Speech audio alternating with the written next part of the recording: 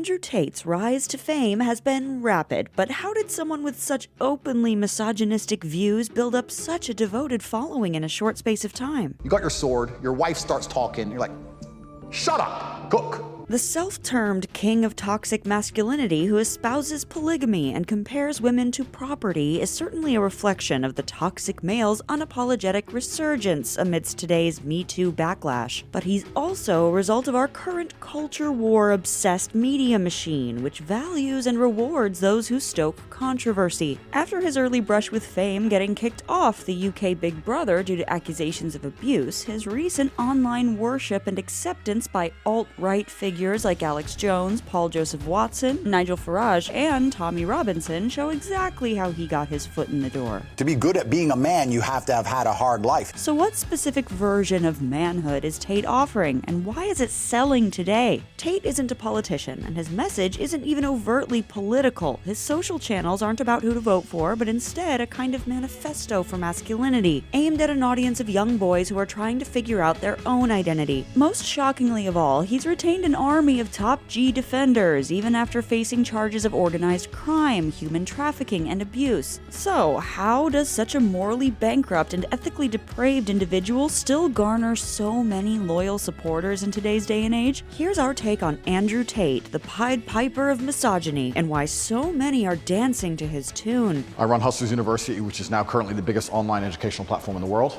We have 110,000 students inside of a year.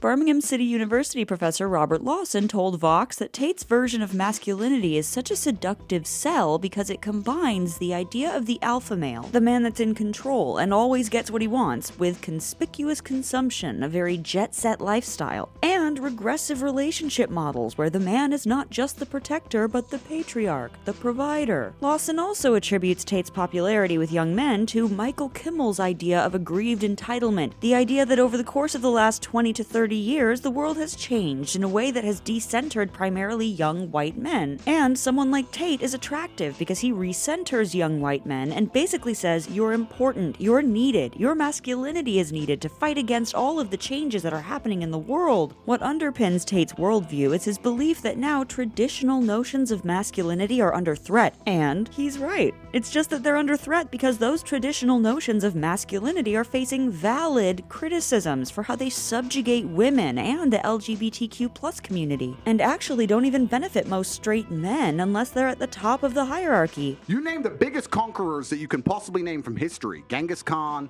Alexander the Great, all of them. They all had 100 wives, bunch of children, Big G, conquered the world. Normal. In Tate's mind, men like him are being pushed out in this new, more tolerant world. Lawson says Tate tries to normalize misogyny and make it seem socially acceptable by wrapping it in a discourse of rationality. And if some of my views, based very firmly in absolute professionalism, by extension, absolute reality, come across in a misogynistic tone, then that is your problem. So in that respect, his worldview is aligned with right-wing commentators who are explicitly wading into culture war debates and trying to make the progressive side sound unhinged, like Matt Walsh, whose transphobic What is a Woman documentary is a call for a return to regressive gender norms. Are you a cat? No. Can you tell me what a cat is? You want to tell us what a woman is? But perhaps the reason Tate has taken off with young boys in particular is because his image is very aspirational. He's not Jordan Peterson speaking in pseudo-intellectual terms to grown men. He's all flashy cars and plush mansions and big cigars, speaking in a language young people understand. That's me. That's me. Big boss is Mr. Plenty. So if Tate is telling people that masculinity is under threat, then what they're seeing is that their own ability to get those same fast cars, riches, women, all that is going to be taken away. In Tate's pre-influencer career, he was a kickboxer, and a pretty good one at that. He's a legit world champion kickboxer who's a hard man, so I was telling these guys, who doesn't buy any pussy bullshit. This is the image Andrew Tate is selling, a bona fide fighter, a champion, who is now taking on a much bigger battle. And because he has this history of success, people see it as a battle he could win. They're primed to listen to how he got his success and how they could get the same.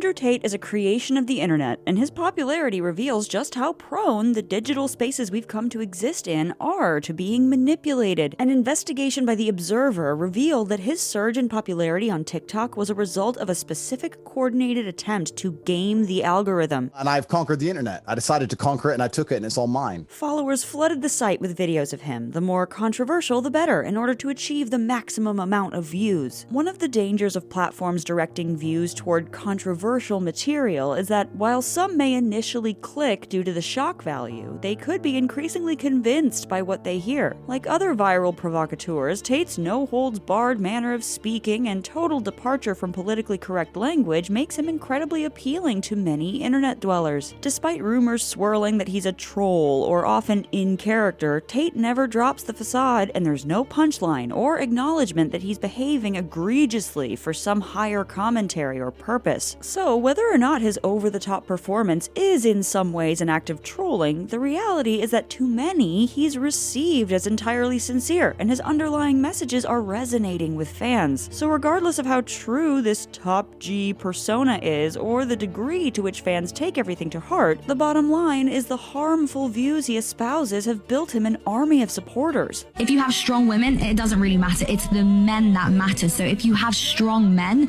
then society can flourish. The Guardian's Shanti Das writes, in less than 3 months, the strategy has earned him a huge following online and potentially made him millions of pounds, with 127,000 members now paying the £39 a month to join Hustlers University community, many of them men and boys from the UK and US. We're about to get rich. Right here, Hustlers University. This method of gaining traction and building an audience through stoking controversy and manipulating algorithms is becoming a new norm. The divisive Brexit campaign in the UK was played out on social media, with misinformation allowed to spread unchecked and in favor of the Vote Leave campaign. Donald Trump used similar tactics throughout his presidency, leading to the attempted insurrection of January 6th. The people who are paying, or maybe not paying, just using the system to in a clever way to get at you, are not necessarily pleasant people. But nearly a decade after both those events, it looks like nothing effective has really been done to limit these tactics. Andrew Tate was banned from Twitter, TikTok, Facebook, and Instagram. I don't care if they ban me. I don't care if they cancel me. I don't give a fuck. And though his Twitter was reinstated, he doesn't need to be active on these platforms for his videos to spread. He teaches people to cut up clips of him and to use him to get views. He then drives people to buy entry into his Hustlers University, which describes itself as an online money-focused community providing education and coaching to over 100,000 students worldwide. Now in the UK, courses that aim to help school teachers fight Tate's popularity amongst young boys are selling out, while teachers are also urging parents to step in and have those conversations at home. But if social media channels can't stop his popularity, what chance do teachers and parents really have? It's got to be short, snappy, hard-hitting content, and then you have to push people to something you control. This isn't the first time rhetoric like Tate's has been popular. Neil Strauss's The Game, penetrating the secret society of pickup artists, was a huge hit when it was published back in 2005, and its view on gender norms wasn't that far removed from Tate's. Tom Cruise's pickup artist character in Magnolia is cut from the same cloth. I am the one who says yes! No! Now! Here! And the fact that film came out in 1999 illustrates that these kinds of men were already present in the culture, and there was an audience out there for them. Every woman, no matter how initially repugnant, has a mermaid clock. The time it takes for you to realize you want to bone her. But as Lawson told Vox, people have been pushing this crisis of masculinity discourse all the way back in the 1970s or 1980s through the men's movement led by people like Robert Bly and so on, where there was a sense of reconnecting with your own masculinity as a way of fixing the world. Man, I see in Fight Club the strongest and smartest men who've ever lived. I see all this potential, and I see it squandered. An entire generation pumping gas, waiting tables. Really, what Tate belongs to today is self-help culture, and right now we're in a golden age for those kinds of texts. Whereas previously this genre was targeted at women, now men are being courted, with publishers preying on the exact same uncertainty that Tate is seeing in his audience. We're wired to want status. We're wired to want to be beautiful and sexy and to want to impress others. Like, that's never going to go away. This is amidst widespread talk of a greater crisis in our culture for many young men and boys. So, feeding on that anxiety, you have the explosion in popularity of people like Jordan Peterson, Johann Hari, Mark Manson, and yes, Andrew Tate. But what is that guidance exactly? Where most self-help texts direct the reader or viewer on how to change and become a better version of themselves, these voices' guidance for men feels more geared towards not changing and instead boosting self-esteem and self-belief, even when that comes at the expense of others. For Andrew Tate, his message is clear. The problem isn't men, it's everybody else. How do you start off, get centered, to become